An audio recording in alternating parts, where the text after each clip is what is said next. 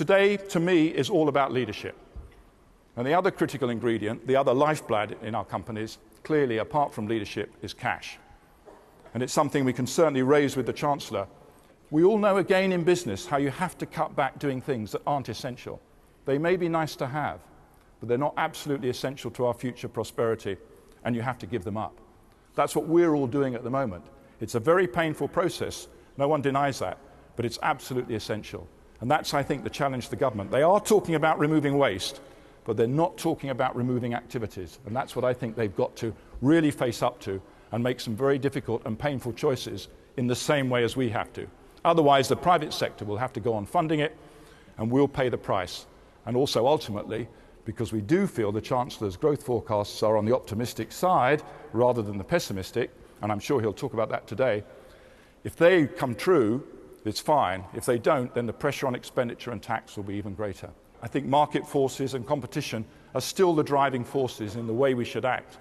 But nevertheless, the business community has got to think about itself. Many of the changes that were happening before the recession have got accentuated. The need to really think about all of our stakeholders, and I include the environment in that, to think about our position with regard to communities and to the broader position of the company. We have got to be more transparent. We don't want any more regulation, but realistically, there will be areas where we do need more regulation. I'm thinking obviously primarily of the finance community, but some of that will spread into the broader business community, and we have to accept that. I think boards will have to get more transparent, otherwise the government will do it for us. And there's already talk in the European Commission, let alone in Westminster, about new directives coming through that will affect the way business has to act. The big thing about leadership that I've seen in talking to you and learning from my own experience in a recession like this is how you balance the short-term pressure whilst maintaining the longer-term direction.